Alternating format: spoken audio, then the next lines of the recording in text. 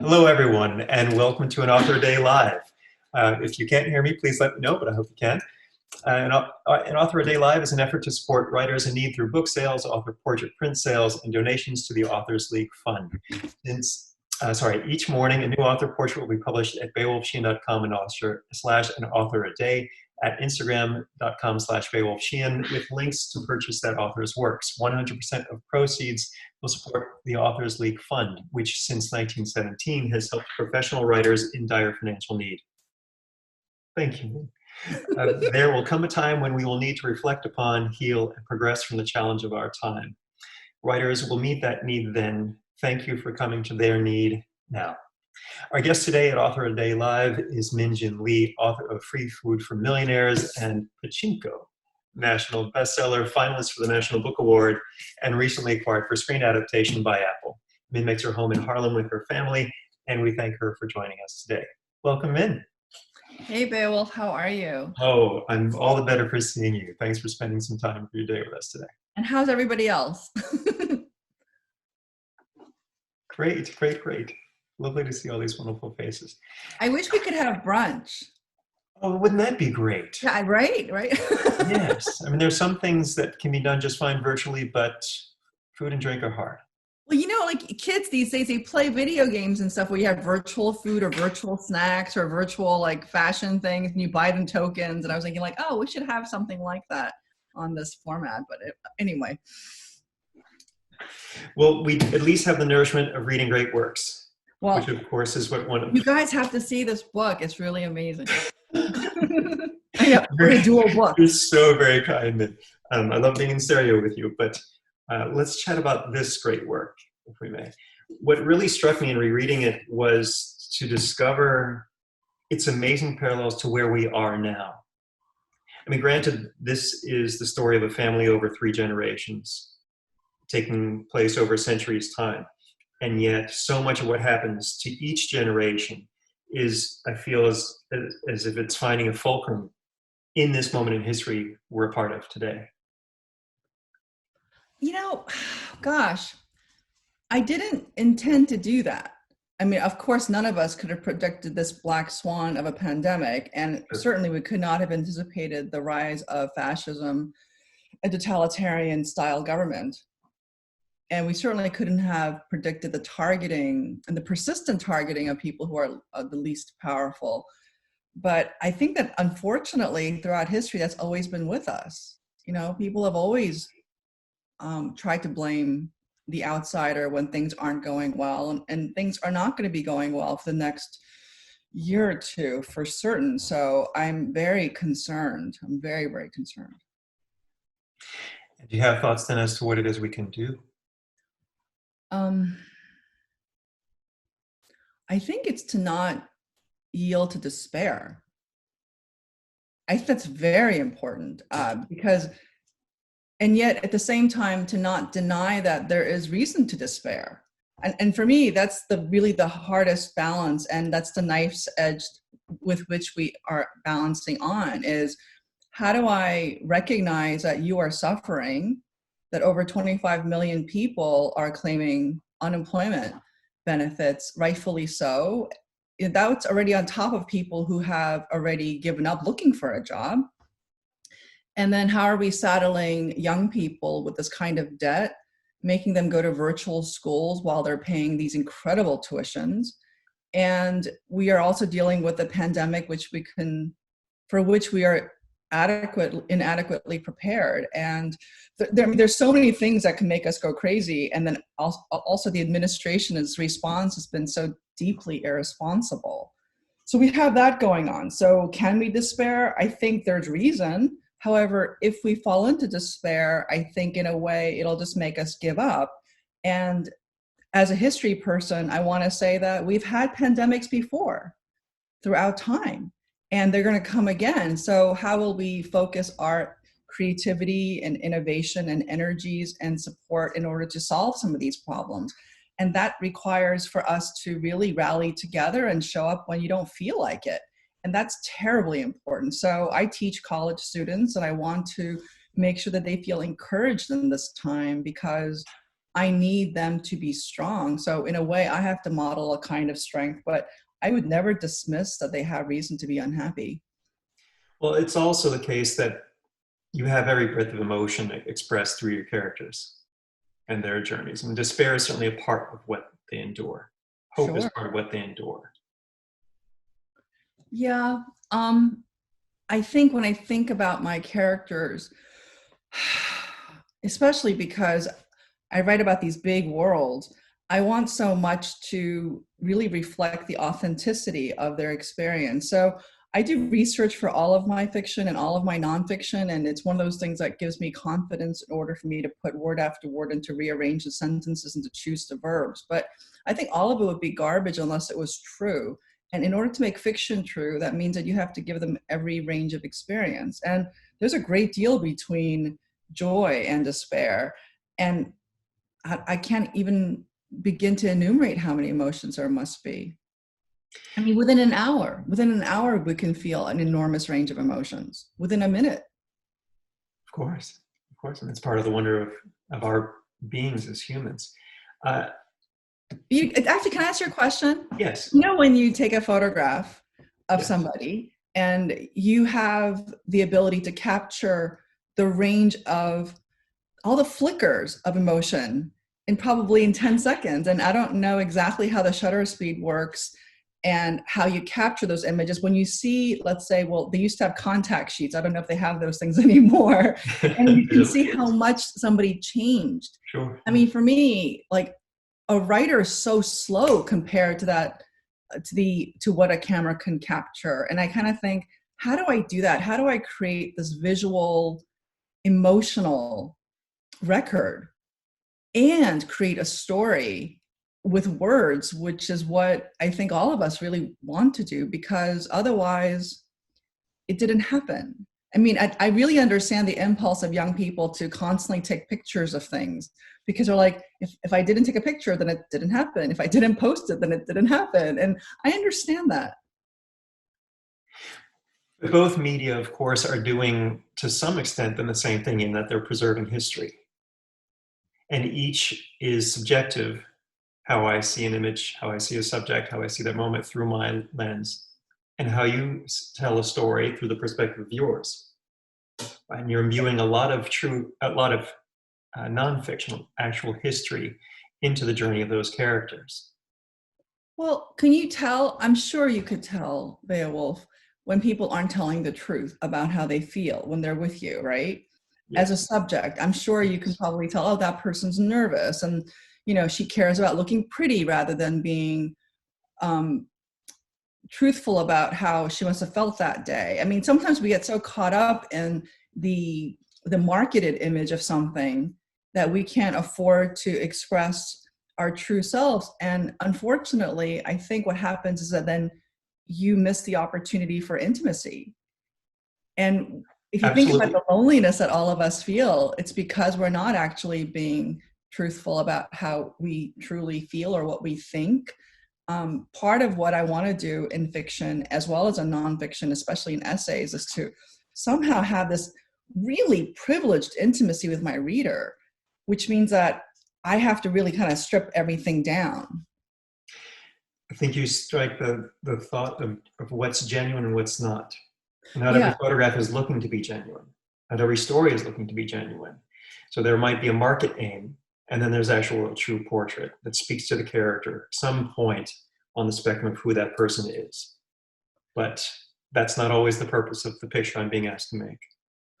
Well, that's certainly true, but I think that between the photographer and the subject, or between the writer and the subject, and especially because the reader and the viewer, there has to be trust. And I think Absolutely. that for me, when I can view an image or when I could read a work in which I feel a sense of authenticity, it's because there was trust in that engagement. So, and that takes a long time, I think. It's not easy to do right away. No, it's not. And it's not my aim to make a picture that says something other than who that person is, because I want people to be excited about those subjects of mine, to become curious about their stories, so that hopefully they leave then bookstores with Well, their works and learn something and get their worlds expanded, of course, through those. through what they read. What I think is such a wonderful immediate successful point of your work is how genuine your characters feel. I'm immediately drawn to their circumstances, their worlds. I can paint the pictures of who they are in my mind's eye. And it is at times as harrowing as it is beautiful. Thank you. Thank It you. means a lot to me. You know, Really in rereading it, there were passages here and there that really came back to where we are today. There's one on page 207, for those of you taking notes, in which Hansu had. There's going to be a quiz. There's going to be a quiz. That's what Q&A is for.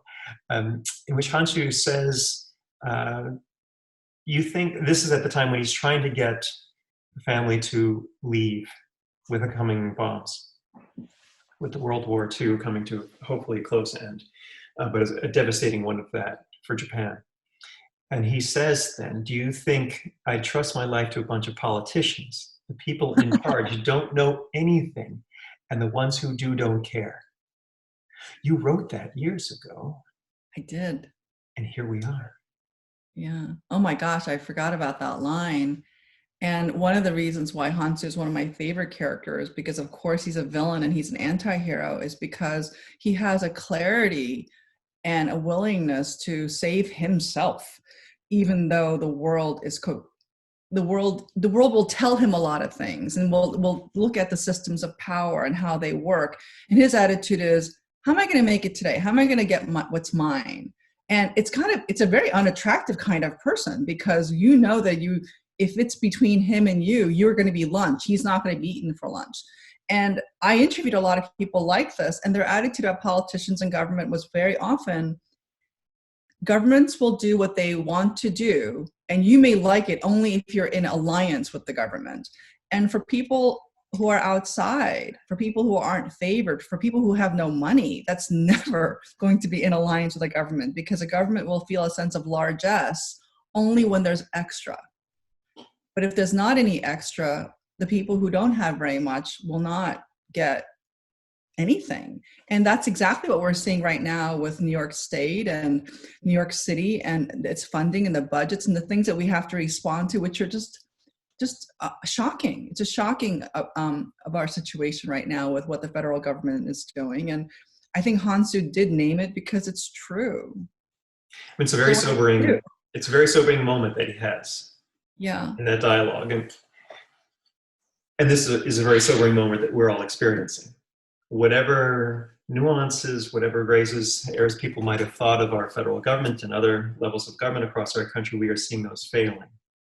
And I think we're realizing that the gift we have left, of course, is each other. Yes. And the stories we tell that can hopefully inspire us to keep going. Yeah, we have each other, and we have to figure out new solutions. And again, not fall into despair, and yet also be really clear-eyed about how we're going to solve the problems by recognizing all the different options and to be truly innovative. So to that end, how is your family faring? I feel like it comes in waves. Like I'll wake up in the morning and sleep has eluded me. Like I don't know how you guys are all sleeping, but I'm not sleeping very well. I've had to cut down my news consumption dramatically. And I'll wake up in the morning and I'll think, oh my gosh, I can have a cup of coffee. Like, you know, my favorite thing in the whole wide world, right? And I'll have a cup of coffee and I think, oh, you know, it's going to be a good day. It's going to be a good day. And then I remember, it's like, oh, that's right. I can't leave my house. And it's been over 6 weeks. And I live in Harlem. I'm with my husband and I'm son. And I feel very fortunate that I'm not considered an essential worker, because I have friends who are bus drivers. I have friends who are, you know, who work in hospitals, and they don't have that option that I have. That said, I find this incredibly frustrating. And I mean, I think everybody shares that sense. And I think that there are a lot of people who are incredibly tone deaf as to how much people are suffering in this country and around the world. And it's disappointing. It's disappointing to see people that I really care about being so tone deaf and thinking, oh, I really admired how that person approached other things. And I think, oh, maybe I misunderstood, or maybe I'm just feeling a sense of grumbling. Like I feel this kind of grumbling, and I have to figure out what I'm going to do with this sense of grumbling. But can you not look to history, as you've done in making your own book, to find solace in that? Oh, I find consolation in history a great deal because I know that I'm not alone. Right. I'm not alone, and I'm not the first. And there have been many people who have not lost faith and who kept enduring. But I think they were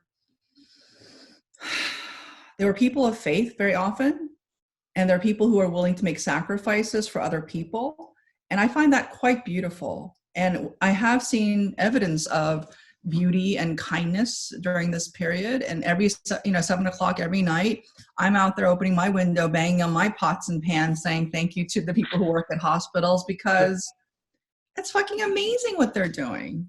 It's amazing because they know. And I have friends who work in hospitals who've had to leave their families and stay elsewhere.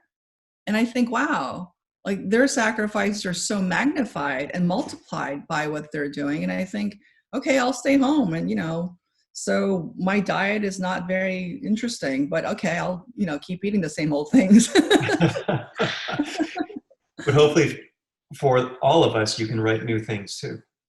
Oh, I'm writing right now. I'm writing quite a lot, and I'm reading, and I'm trying to not lose my mind. Yeah. Like all of us.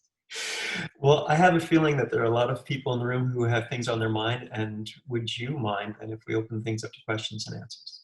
Oh, I'd be delighted. Thank you. Right. Let me see if I can figure out how to do that.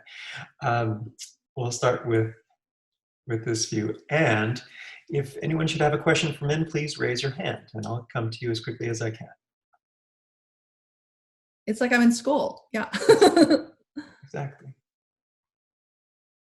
I see a lot of wonderful smiles, but I'd love to see, yes, okay, so let's see. Unmute. And do I have to unmute? Let's see, I just said yes to Jody. Are you there? I'm here. Hi, how are you? Oh, great. Thanks for saying hello. Oh my gosh, I'm like crumbling right now. Minjin Lee, your book was phenomenal. I cannot put it down. I think I read it in a day. I'm curious what your writing process is when you had the idea for the book and then when you started writing the book. Like what took you from ideation to execution?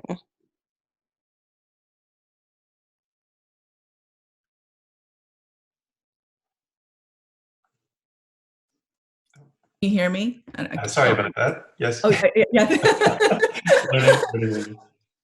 I got the idea when I was 19. I've been working on this book off and on for almost 30 years before it was published. I wrote it before I wrote Free Food for Millionaires, before I published that book. And I think the thing that really made me, I don't know, I almost gave up so many different times. And I threw away that book because I threw away several manuscripts that didn't work for me, is that I wanted to know this material so well that I could tell a story about it. Because it's one thing for me to say, oh, this is what Congress did. Like we can have a political response to what Congress did. They passed a bill and we didn't like it. However, rather to say, oh, my father owns a pizzeria and he didn't get that small business loan and therefore he lost everything that he had. Those are different things. So for me, I had to understand the bill, but I also had to understand, what does it mean to own a pizzeria? What does it mean to save enough money to buy one? What does it mean to be able to have a conversation with the landlord and say, I can't pay the rent and I'm sorry. And then maybe to have that conversation 2 or 3 times. And then for the landlord to say, sorry, I have to pay my mortgage. So that, what I'm just describing to you, is in many ways the way I approach Pachinko, the way I approach Free Food for Millionaires, or any of my essays, is that I have to know the actual material, and then I have to say, how do I dramatize it to make my argument? Because I'm a very political writer. I am trying to make an argument, and I want you to be on my side. But I can't just yell at you, because who wants to listen to that shit? I have to tell you a story. And in order for me to come up with a story, I have to feel the sense of accuracy. Accuracy is very important to me. Yeah. And also my level of empathy, because very often I know where I lean. I'm a very progressive person, so I know exactly where I stand politically. At the same time, that's not interesting either, because that's just like yelling at you. So I have to figure out the entire dialogue, all the different people who are talking about something or thinking about something, and also making different decisions. And then I have to go back and say, well, what is the story there? What's the story that I want to tell? And how does it relate to the next story? And how does it advance the plot? And there's so much rewriting. Like, I work in a very dumb way. I don't recommend it to hardly anyone. I mean, I really don't. Like, I have students that are going like, well, how did you do that? I'm going, well, this is what I did. And they're going, well, how long does that take? And I'm going, well, a long time. So maybe you want to do something else. Like, there's probably a smarter, more effective writer out there that you might want to listen to. So for what that's worth. Thank you. Sure. Thank you. Juliana and Michelle, we'll get to you in just a moment. Rachel will get to you in just a moment. We have, let's see, Asaya who wishes to ask a question. Asaya, are you there?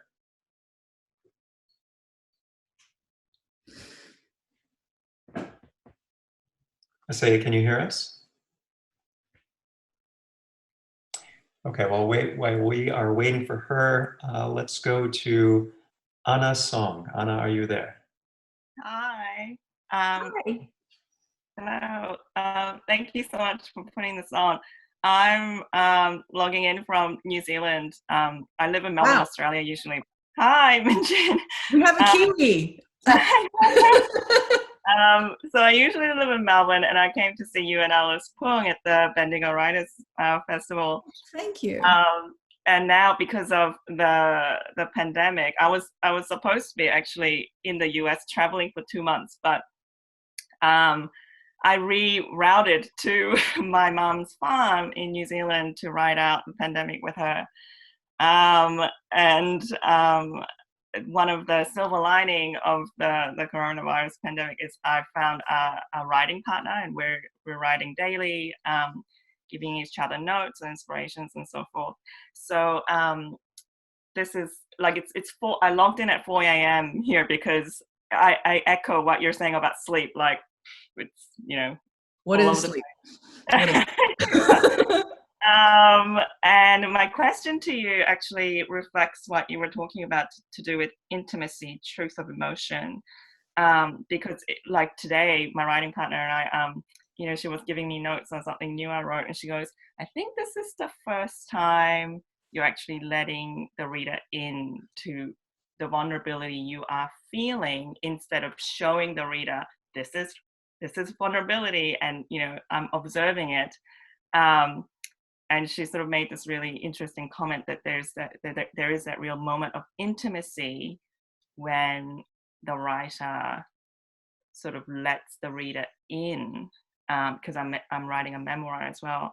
So I just wanted to ask you maybe more of a technical question about how did you find reaching that sort of intimacy in your writing? I'm struggling with that at the moment, because it's really tough. And how like, do you have a Do I have a what? a method or a process in sort of getting your vulnerability in your writing to establish that sort of intimacy and trust with your readers? Well, funny that you should ask, because I have 3 easy steps. No, I'm kidding. Efficiency, no, there are no 3 easy steps. Yeah, I was going to wear it on my t-shirt today. In order to get intimacy, you must, no, I want to tell you something that's really important. And I don't know your background, except that you live in New Zealand and you're with your mom right now, and you have a writing partner and you're working on a memoir. So I know those things about Anna right now.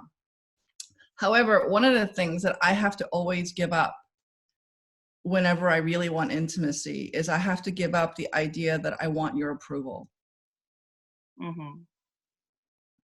Like, I have to be willing to trust that you could love me the way I am. Mm-hmm. That's really hard.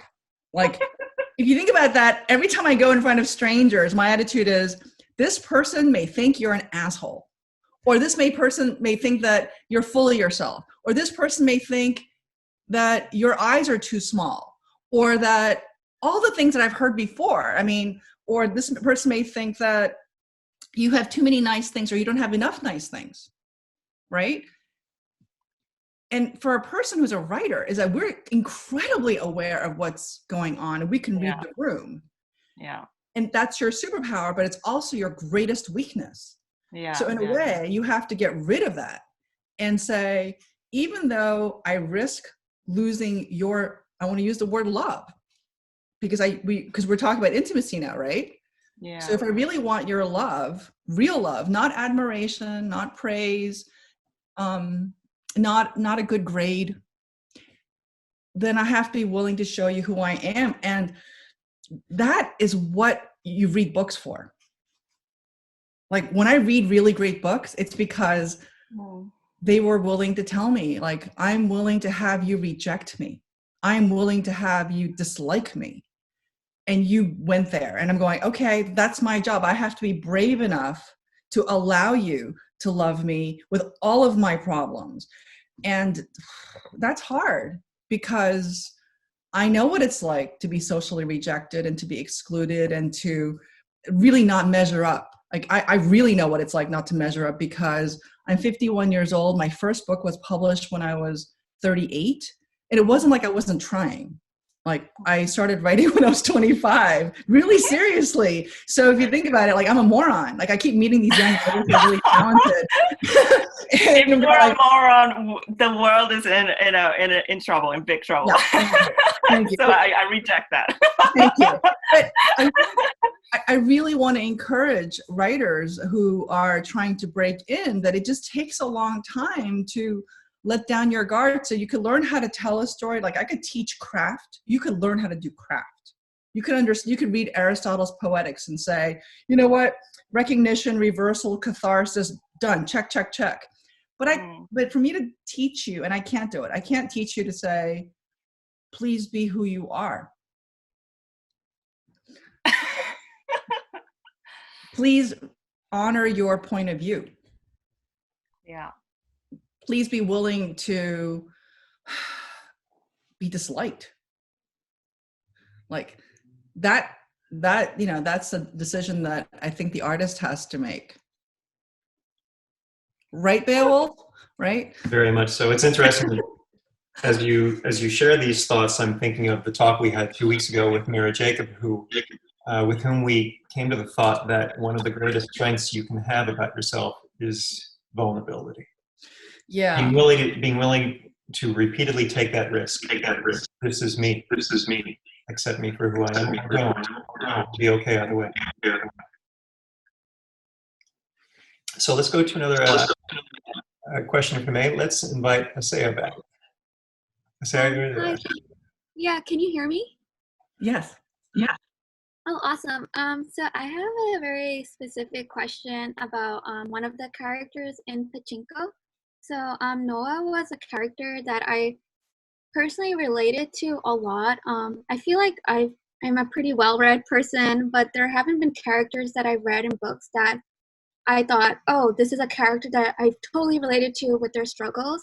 But I saw that with Noah in the fact that as someone who's a child of immigrants, I really struggled with assimilating with Western culture. And I always feared, I let go of that fear recently, and I'm 24. That fear of being people would find out what my ethnicity is. And I was very curious about how you created Noah's character and how did you choose to give his character the ending that you did give in Pachinko, and was there no hope for Noah in the end? Everybody likes Noah. Everybody gets mad. Noah. People tweet at me all the time, WTF, Noah, really? And I have to tell you something that's really important, that the way Noah chooses to live his life is not a life that we should choose. It cannot be. And as a matter of fact, recently Andrew Yang, the presidential candidate, took a lot of shit for an editorial that he wrote for the Washington Post. And I have to say, I mean, normally I don't do the pile-on when someone makes a mistake, but his thesis was that we need to be trying harder to counter racism against Asian Americans by being better Americans. Mhm. Wear red, white, and blue, and to be more sacrificial. And I really like university, and I don't hate on Andrew, but that was very upsetting because I think that you are allowed to be Asian American and to be a complete asshole or a fuck up. And no one deserves to have racism against them because of a feature that you can't change. So I'm going back to Noah because Noah tried to do everything well. And yet the world said, you're still not good enough. And in that situation, that's not Noah's fault, that's the world's fault. But he couldn't accept that. And his intolerance only mirrored the intolerance of the world. And I had to show you that the metaphorical death of his lying about who he was actually was a kind of death. So eventually his ending really only mirrors his metaphorical argument. And I'm really arguing against this idea of a complete and total assimilation, because that is a form of mortification of the self. Thank you. Sure. Thank you so very much. I did see that Michelle had her hand raised. Do you still? Okay, Hi, great. Michelle. How are you? Well, how are you? Nice to see you. Nice to see you too. So I currently work at an East Coast boarding school, and there are quite a few Asian or Asian American students. And I'm just curious how your trilogy, your third book, which would be about education, is going. And if you have any thoughts on any anti-Asian bias, especially for young people who I think are just so sort of mortified by whether they're American or patriots or what have you, is at all questioned. If you could talk about your new project. Well, my new project, my next novel is called American Hagwon. And, you and I have had a conversation about this. And I'm trying to study education and the tutoring centers, which are so important in Asian American communities. But going back to your most important comment, I think of late, is to see the rise of anti-Asian American racism and racism against Asia. But one of the things, again, history has us answer. The yellow peril has been a very persistent motif in this country. But what I think is really tragic is that because these things are not taught in our middle schools, high schools, and at universities, very often I meet young Asian American kids who have no knowledge of this history. And therefore they're kind of thinking, oh, I thought I was really proximate to being of whiteness. And therefore they're really stunned when they have this first encounter. And I think, oh, you weren't adequately prepared. And unfortunately, and I do take to task a little bit some of the families and communities in which we come from, where they argue, well, keep your head down, work hard, don't complain.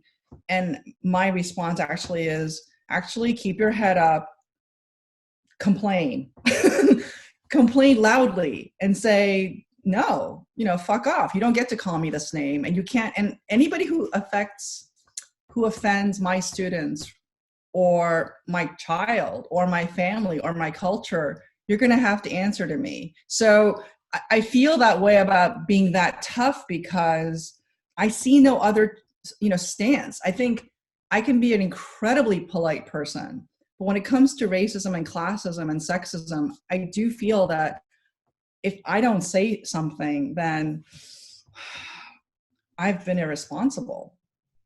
So I do speak out against it, but it's horrible to watch these kids feel this way. And for many of them, what I'm saying is counter to what their families have said. So I don't want them to I don't want them to betray their family's messaging, but that messaging is really dangerous, to think that if I, do everything right, they're going to love me, because as I said with Noah, that just isn't true.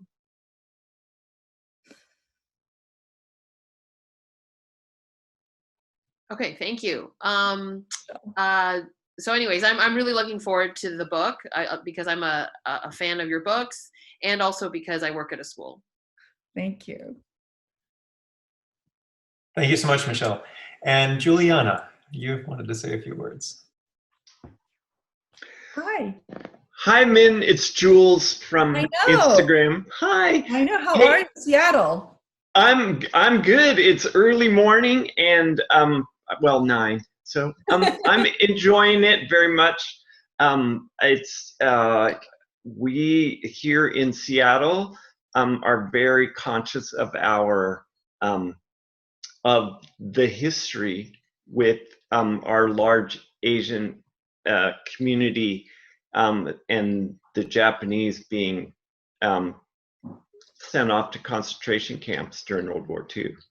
So it's I randomly know a bunch of people who are very active in reminding everyone of that history, and so it's really good. But my question was kind of to follow on with Michelle about American Hagwon. Is, are you still writing it? And if so, are current events impacting how it goes? Thank you for asking about it. I feel like my publisher has called you and Michelle, so to perhaps nudge me along. Actually, before American Hagwon comes out, another book is going to come out called Name Recognition, which is what I'm working on, and it's a memoir. Oh. And it's about learning how to speak and learning how to speak out for the things that you believe in, even though it's not what you want to do. I am an introvert. Like, if I could, I would stay home and never say anything. Like, the pandemic is not that upsetting to me as it might be for an extrovert. So I'm working on that first, and then afterwards, American Hagwon will come along. But the current climate, I mean, I study history, I study political science, I study current events, and it's always affecting my work. But what's really important for me is to try to figure out, how do I make that dramatically interesting? Because I'm not a political scientist and I'm not a historian, and I really admire their scholarship, but that's not really how I go. And I want very much to engage thoughtful readers, but I don't want to bore them. And creating drama actually takes a different kind of muscle. So I'm always having to kind of toggle between all those things, including narrative nonfiction.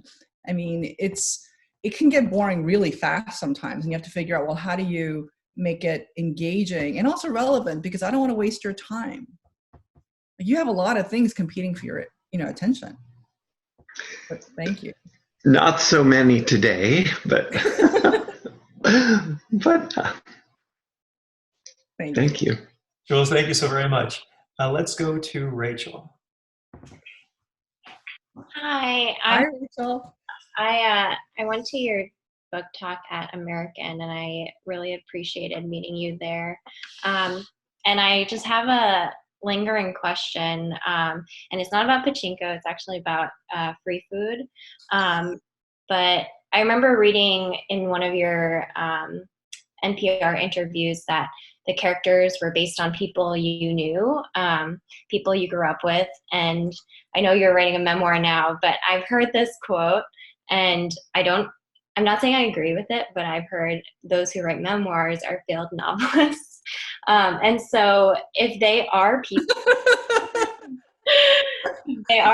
so given that you're a successful novelist, if they are based on the people you know, how did you either write it in a, make their stories unidentifiable, or were you willing to sacrifice some of the relationships you had with the people you're writing about? Because I'm sure that you were seeing things in them that they didn't want to see in themselves, if that makes sense. Oh, well, it really depends on who the they you're asking, Rachel. It's interesting that you sort of assume that novels come from a place of autobiography, because I do so much research. I actually research more for Free Food for Millionaires than I did for Pachinko. Okay. always surprised by this because I said it in my childhood backyard, which is Elmhurst, New York. And Elmhurst, New York right now is the virus epicenter all of New York City. And consequently, that means all of America and all of the world. So the reason why I go from, you know, laughing at a joke to sobbing is because right now at Elmhurst Hospital, a place where I had my ankle repaired when I broke it when I was in the 5th grade, is where people are dying in droves. So, and I tell you this to you because I think that it goes back to, I think, a point that Anna and I had discussed earlier is how do I get you to really have true intimacy with me? Like, is it possible for you to have authentic love for me and for me to have authentic love for you? And that requires for us to say, I am willing to risk being judged. Fiction or nonfiction, in order to have emotional truth, that is something that we have at an arsenal without judgment. And if people have a problem with it, they're probably not your reader. But the other thing is that I try really, really hard to have compassion for all of my characters. And I had, here, I'll give you an example. The first chapter of Free Food for Millionaires begins with a very violent father who hits his daughter, Casey. And I remember when that book came out and I had a tiny little reading in New Jersey and I was afraid no one would come. So then I told my family, oh, can you please ask people to come? And my father at the time was involved in a kind of like an organization where Presbyterian elders would support ministers. Okay. So this reading at Borders, a bookstore that doesn't even exist anymore, the first row was filled with Korean male ministers, like sitting like this. Really, like, just awesome. Okay. And then it was a really tough crowd, you know, because I'm going, oh my goodness, I can't believe that these 70-year-old Korean men are sitting here because I guess they owe a solid to my dad or something. Who knows? So anyway, they're sitting there, and I'm thinking, I just want to die. But after the event ended, there was a Q&A, and a very young Korean American man raises his hand, and I don't know where he found an advance copy, but he did, and he had read it, and he said, he's wearing a ski hat, looks like a cool kid from Brooklyn. And the kid goes, oh, that first chapter begins with a really violent father. Did that happen to you? Oh my gosh. I know. My dad gets up from his chair and he turns around to the kid and goes, that's not me. I know, I can't make that up. So I just wanted you to know that in a way, like, it never even occurred to me that that could happen because those weren't based on my family members. They're based on the true interviews that I had done with so many Koreans around the world. So I've had the extraordinary privilege of meeting tens of thousands of Koreans around the world. Like, a Korean in, New Zealand is different than a Korean in Germany is different than a person in Brazil. Like, you meet a Korean from Brazil and they have a kind of like chill in their shoulders that a Korean from Los Angeles does not. And if you meet a Korean from Virginia, I mean, she's really different than a Korean from Colorado. So, and one of the things that's really joyful for me is to be able to express that in drama and to give that ability to pronounce it in a story. So I don't want you to worry. And this is like, and for what? I mean, we're writing these books for maybe like 30 people, 40 people, 50 people. I never thought I would sell a lot of copies. And I mean, Beowulf, like, do we do this for money? Come on. It's a joke. Like, we're just crazy. Like, all of us here who are writers are crazy. We're doing it because we don't feel like we have a choice. Like, sorry to interrupt. So I remember you saying like you interviewed about 7 people per character in Pachinko. So easily. So would you say you did about the same for Free Food or more? More. Okay. More. I took a class at FIT in millinery because I'm not a fashion forward person.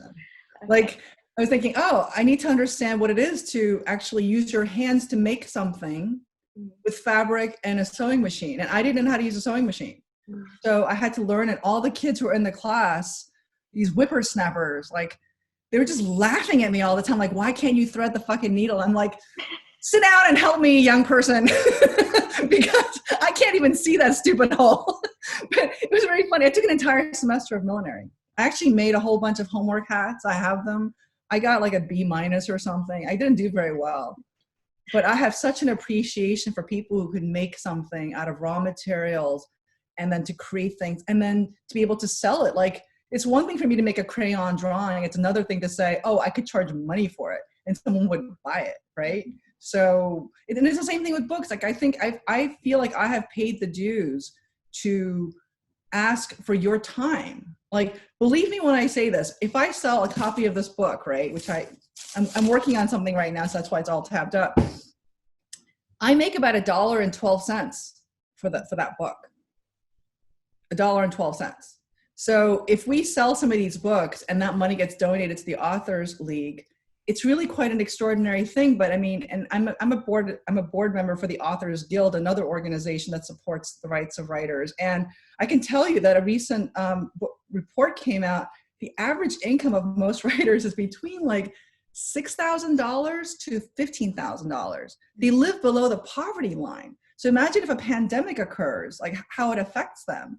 So one of the reasons why Beowulf and I are here today is because we want to bring light to the fact that we are artists, we are creators, but we also have to help each other. And I do believe that keeps me out of despair. Like, okay, you know, I'm not just somebody who's like gonna wallow and cry into my beer. Amazing. Thank you so much. And this is less of a question, but a request if possible. I know you're teaching at Amherst, but if you have the curriculum, like the syllabus, and are willing to share it, I would love to see that. But I don't know what policies are. I don't know either. I'll have to check it out. Okay. Thank you so much. Thank you. Thank you, Andrea. Thank you so much, Rachel. Let's go to Andrea. Oh, wait, one second. Hi, Minjin. Can everybody hear me? Yeah. Hey, Andrea. Oh, Andrea, right? Yeah, Andrea. Yeah, that's okay. I just want to say, first of all, side note, I loved your interview on the Other People podcast with Brad Listy. It was so good, and I want to like re-listen to that. Like, loved it. And I love it. Yeah, no, I went back through the archives and saw that. I'm like, God, listen. Wow, thank you. My question is, since you have so many readers and you've been reviewed so many places, have you ever heard like a really strange or like unexpected view of your work or like interpretation of your work where you're like, wow, I was not expecting that? Well, I have to tell you, I have a very good friend of mine who's a Broadway lyricist. And she's, I think, maybe 15 years older than I am. And so I'm 51, maybe she's 65, something like that, 66. She looks really good. And she told me that she never reads reviews. And one of the things that's really defining about Lynn is that she is incredibly productive. So I remember always like thinking like, oh, I want to be like that. I want to be like Lynn, where I'm always making things and I focus on the thing that I'm making and the next thing that I want to make. And I want to foster creativity. So I try really hard not to read a lot of reviews. Like, I will read the ones that are like super important by professionals, but I try really hard not to read regular reviews because I'm really sensitive. And I'm going to guess, Andrea, that you're sensitive too. So I would try really hard to avoid as many as you can. So I don't really have that many war stories. And I have to say, I've been, to my knowledge, like if there's a bad one, don't tell me. Like, to my knowledge, I have felt an enormous amount of love and support from professional reviewers. So I'm very grateful, but I don't produce that many works. Like, by the time you get a book of mine, like it's been good. Like I have done so many freaking things to it to try to, in this kind of weird way of trying to make it bulletproof, because I'm so afraid. Like when I'm telling you with one hand, please be vulnerable. But with another hand, I'm saying, for the sake of your art, please know your craft well. And I think that if I know my real craft really well, and if I really tell the truth, then maybe I have a shot of having a book that isn't a waste of your time. But if you didn't like it and if you closed it and you walked away, I feel like, it's a free country. Like, that's what's really nice about America. But yeah, please be careful with reviews. And also the Thank you notes so that much. get.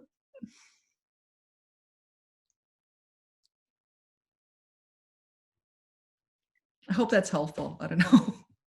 Thank you so much, Andrea. Yeah, it really was. Sorry, I'm so starstruck. I was like, didn't know how to respond, but thank you so much. Thank you. Thank you, Andrea. Let's go to Dorothy. Hi, thank you so much. I feel so blessed and also completely starstruck to be here as well. I wanted to make a point of, I honestly had never thought about Noah's experience, kind of juxtaposing it within the context of American society, something that I thought was so fresh and something that I respected so much about Pachinko was that it was outside of American society, and it was talking about the Korean experience in Japan. I just thought it was completely stunning to do it that way. But something that I thought that aspect of the story was so specific, and then there were other aspects that had this universality to it, particularly the storylines of Sunja and Yangjin. I mean, you really start, like, the way you start the book off of history has failed us, but no matter. People get duped and you just keep going on with life. I guess the question that I'm asking specifically is, when you are talking about the experience of women and how hard their lives are, I'm interested to know how, as you were telling that story specifically, how you avoided coming off as derivative or just being too heavy-handed, kind of talking about the struggles, if that makes sense, and just really focusing on the story and these characters and their experiences. Oh, it's very generous of you, Dorothy. And thank you for saying all that, because as far as I'm concerned, Noah is a character that he is comprised of many, many people that I've met who I admire. Like, how could you not admire Noah, right? And I've met many different Noahs and I really admire them. And yet I did feel a real sense of tragedy every time I would meet a person like Noah, because they weren't fully themselves. So in a way, I gave a very dastardly ending to a person like Noah. But going to this idea of not being derivative, I want to argue that there is no other person like Dorothy Thomas. Like, it's impossible. Like, maybe somebody could have your hair or your let's say your height or your gait. But I'm going to argue that if I really got to know Dorothy Thomas very well, then I would find things that are so specific about you that you'd be inimitable. And because I believe that is a central thesis of everything that I do, in a way, I can't imagine my characters being some trope. And that's very important to me. And maybe that's another reason why it takes me, like, I find writing really hard, not because I don't know how to write a sentence, but because I want to capture somehow the fullness of who you are in that scene. And I imagine, like, and I think this is a reason why I really admire what Beowulf does as a photographer, because you are trying to distill someone's it's like a moment in time, which is history, but you also have a record of that person's almost like soul. Like, it used to be that certain people from different cultures felt really threatened when a photograph was taken because their soul was taken. And I think that in a way, I don't mean to do that in a way, and I'm sure Beowulf doesn't either, but there is a whole sense of, I want to pin you down and put you into this thing, because for me, I think you are truly beautiful and inimitable. And that experience of being, I guess, 100% human, that's really the thing that keeps me going. I mean, when I think about all the stupid things that we're doing to each other right now, I want to lay down. But then when I think about the uniqueness of who we are, then I think I have to get up again. I have to get up again and figure how to do this better, because I can't let civilization go down the toilet. I have no words. Thank you so much. Thank you. You're incredible. Oh. Thank you so much, Dorothy. To what you just said, Min, I'm thinking But my responsibility is, yes, I'm preserving the appearance of someone at that point in that person's journey and history, but it's also my responsibility to celebrate what's wonderful about that person. Yes. Yeah. And not everybody's ethos, not everybody's aesthetic is joy, is a big smile, is that type A open forward personality, but it is that something that's hopefully uniquely that soul. And I don't want to take from it. I want people to become excited about it, to share what's wonderful, just as what's wonderful about Dorothy and everybody on this talk and everybody on our beautiful planet is both uniquely and universally beautiful. Anybody else have a question? Steve.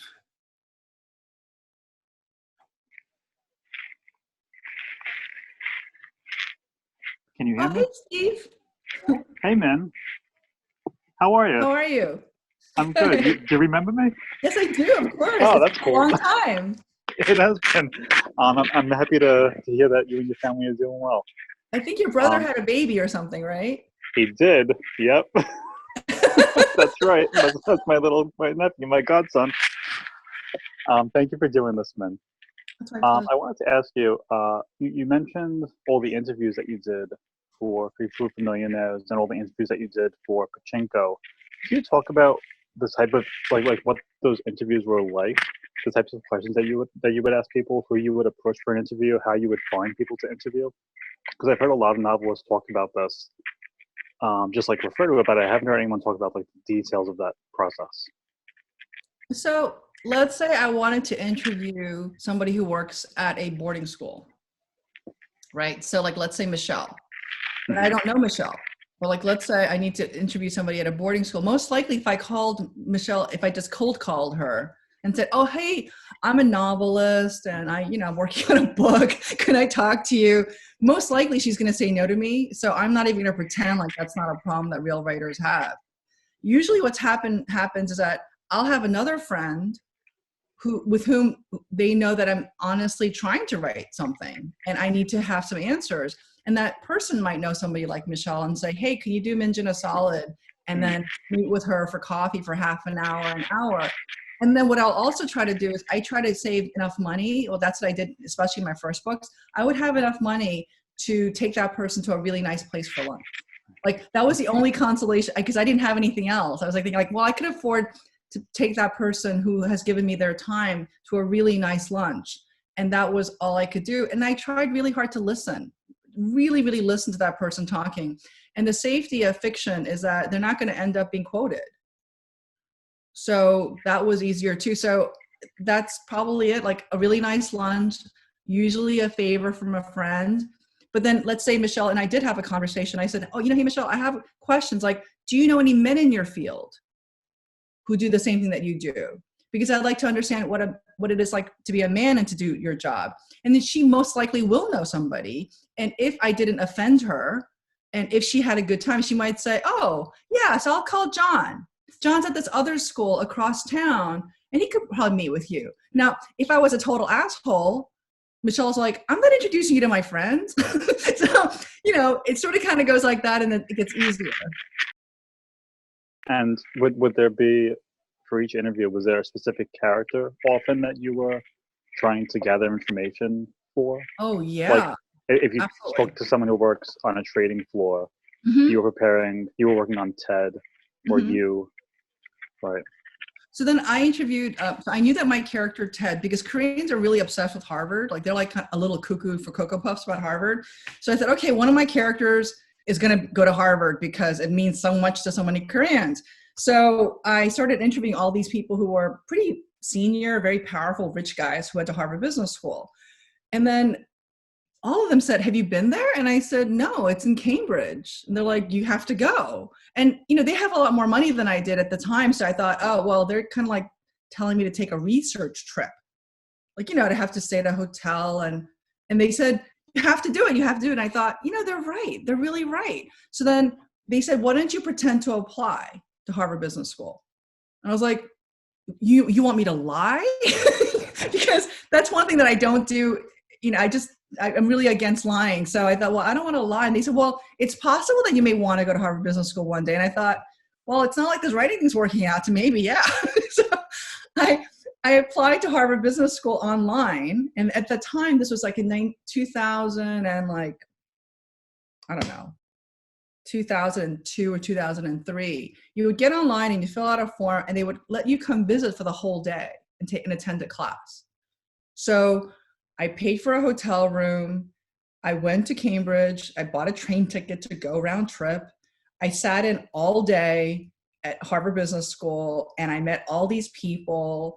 And then I thought, gosh, maybe I should go to Harvard Business School because then I'd be a success. Like I wouldn't be this miserable writer trying to figure out how to write a fucking novel. And that feeling of feeling like even a bigger loser than I already felt was actually really helpful for me because I had to use that feeling for Free Food for Millionaires. And I use it for, multiple characters, is that feeling of like, oh, I made the wrong choice in my life. And that became very salient when I was surrounded by all these really good looking, smart, confident young people. So Ted, probably a character like Ted, that's the feeling that he's running away from. I'm sorry? I was saying probably the character like Ted, that's a feeling that he's running away from. That feeling of I'm a loser. Everyone around me is better, doing better than me. Precisely. And I wouldn't have known unless I met enough of those Teds. And I started to really love these Teds. I started to love them for all their insecurity and their anxiety and their wish to not be. I know you love, yeah. Right. Yeah. Well, thank you very much, man. And it's great to see you. I'm glad you're doing well. Thanks again. You, say hello to the baby. Yeah. I will. Thank you so much, Stephen. Does anyone else have a question for Min?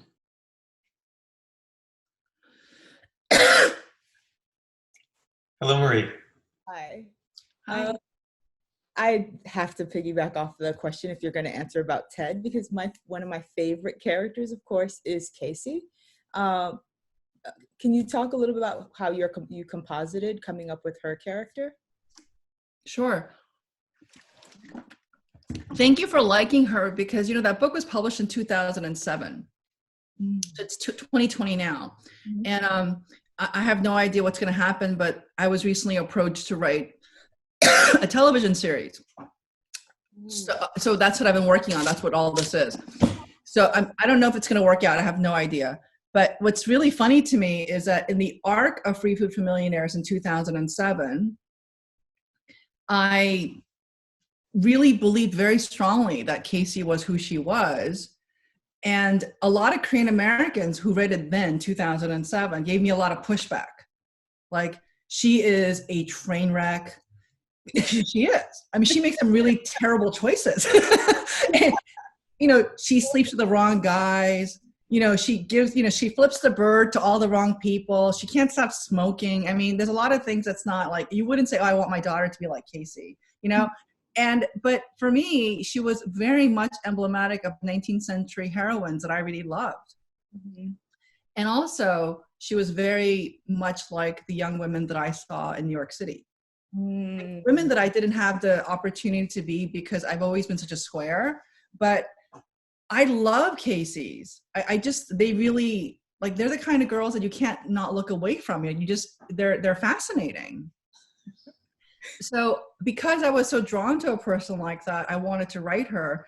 And that was the way I, created a composite. But I had to interview so many women like Casey. And those girls are tough.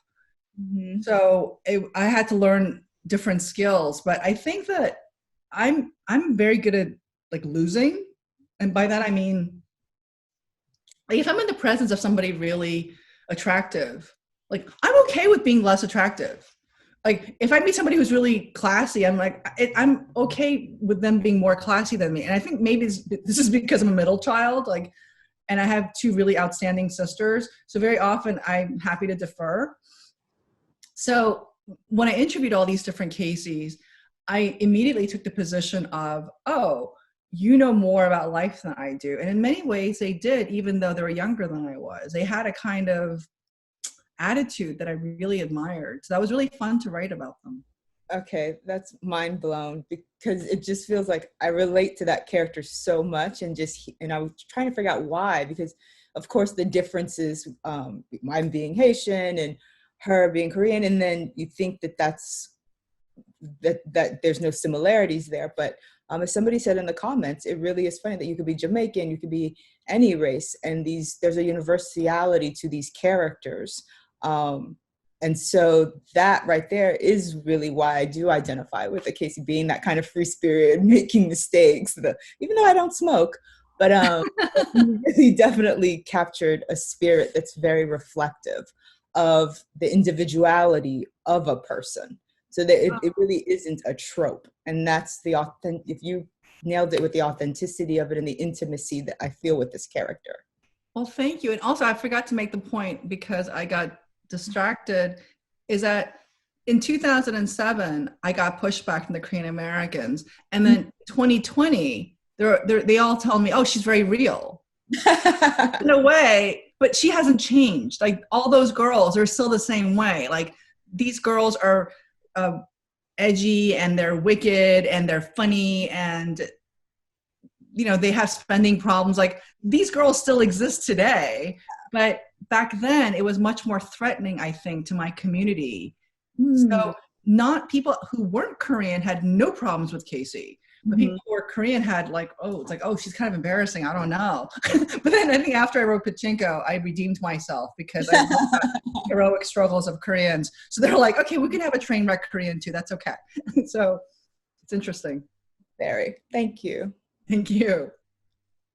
Thank you, Marie. I think we might have time for one last question. If anybody knew, Juliana, I see you, but has anyone else had a question he or she has yet to ask? Okay, well then, Juliana, take us out. Hi, totally off topic, but I remember you made a video with your mom cooking in your kitchen. How's your mom, and any more cooking videos coming our way? I'm needing new recipes. That's funny. Oh, thank you for asking about mom. She's just fine. She's just fine. I haven't seen them in like almost 2 months. Because we're not allowed to visit. But no cooking videos are forthcoming. I did that as kind of like a funny thing because when PBS NewsHour chose Pachinko for their book club, they said, we want something from you that's really authentic to you. And I had heard from a lot of Korean American kids, like college age kids, that when they're growing up, they're really ashamed of kimchi because it smells. And I thought, oh, okay, well, then I'm going to celebrate kimchi because I think it's really cool. And I make this joke, often, which is that kimchi is paleo, because it is. And it's interesting to me to see, like, when does something that caused you shame become something that becomes a source of pride? Which means that I need to step forward and say, I'm proud of kimchi because other people are saying, oh, that's not okay. And I think, well, no, actually it is okay. And I'm not lying. So that's the reason why I made the video. But I'm a perfectly competent cook, but I'm not that great. I would say. But thank you. Oh, thank you. Well, yeah, as a person who nerds out on making her own kimchi, I'm with you. Thank you. We actually have a couple questions from the chat. There's one from Dorothy Thomas, which is, do you take notes immediately following the interviews? From a process perspective, I'm wondering how you capture all the information from the interviews. I write a little bit when I talk to somebody, but if you spend any time with me, for like some of my interviews go from half an hour to almost all day or several days. I don't take that many notes. I take their name and their basic bio kind of things. But the thing that I'm really looking for is the feeling. Like I'm trying to figure out like, what is it that I feel when I'm with you? And that's a really strange thing to say, but some people can make you feel safe. Some people can make you feel worried. And I look for that feeling and I try really hard to name that thing. And that's very helpful for me. And you can sense it in my work, how I feel about that person or how that person makes other characters feel. And that's, again, an inimitable quality. The other thing that I look for is very weird physical gestures. Like, how do they hold their hands? Do they touch their hair a lot? Do they blink too much? Like, I'm looking for stuff that is really specific to that person, or you know, it's kind of like that thing in poker, you have a tell. I'm looking for your tell. So it isn't always just answers. It's actually, if you are a software coder and you happen to live in Palo Alto, I want to know how you're different than a software coder who lives in Chelsea, New York. And I'm going to argue that there are differences based on the people that I've met. And those nuances of how the body speaks, Yeah. involuntarily and voluntarily, they're Yeah. so fleeting and yet so poignant. And when I'm photographing someone, sometimes that subject becomes very self-conscious about Right. that person's movements. Right. And I try to get that little box between us and all the lights around us to disappear so that it comes back to the body speaking of its own accord. And that's got to be so very hard to put into words. It is, but I'm trying. I'm trying because writers don't have that ability to capture it that quickly. I was trying, I don't know what, is it shutter speed? Like, how do you capture all of it so quickly? Like, is it the matter of a lens or is it a filter? Like all those things I think that writers don't have at their ready disposal, but I'm aware that you do. And I think, well, how do I add a filter to that person? And how do I get this kind of light with that person? And like, I was thinking about Vermeer, the paintings of Vermeer.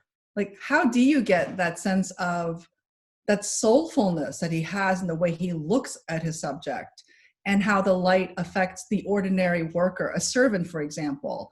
And that's really interesting to me. And I think, well, you know, none of us are worthy of that kind of profound visual storytelling, but I want to figure out how to do it in words. But you did use the term all of it. And I don't know that any single photograph gets all of it. I actually think you have a greater chance to see more, if not close to all, if not all, of a person through literature than you can through a single photograph. Maybe a breadth of a portfolio, sure, but there are hundreds and hundreds of pages that tell me that much more about someone than a single photograph can. That's a slice of a person's vibe, aesthetic in that one moment. Yeah, I guess everything that we do is so, you know, it's got its own treasures. Right. But I want to, like, I really want to be visual. Like, it's very important for me. So there's one last question that has come through the chat, which is from JC and from Ijeoma. Do you have any quarantine reading recommendations? Oh, gosh. You know, I love this book called Stoner. Stoner, Stoner. It's terrific. It's a really good book. The New York Times recently asked me, forgive me for that sounded so pretentious. So I gave Cousin Bet as a recommendation because it's really absorbing. Like, you want something that's really absorbing, but also really great. And I think Balzac is really hilarious. Like, Balzac can be very uneven, but I really liked it. There's a lot of new wonderful writers who are debut writers who are coming out with books. And I just bought Kevin Wynn's book, so I want to share that. And who else is there? Oh, gosh, there's so many. I'm totally drawing a blank right now, but I think those are probably very good ones. I also really like Dutch House. I also liked Colson's new book, Nickel Boys. Again, very absorbing. Wonderful. Well, with that, my thanks to Min and to all of you for joining us today. You can support the Authors League Fund by buying Min's book and other great writers' books at beowulfsheehan.com/an-author-a-day or by donating directly to the Authors League Fund.org/donate. Please join us at 1 p.m. next Sunday, April 26th, when our guests will be Stephen Kiernan, Maya Lang, and Jessica Pierce-Rotundi, all authors who have new books coming out, but of course unable to go on book tour. Details are on my site. In May, we will welcome Jason Reynolds, Leslie Jameson, and more vital voices. Be safe, be healthy, be inspired, and we'll see you then. Thank you all so very much. Wow. Thank you. Thank you. Bye. Bye.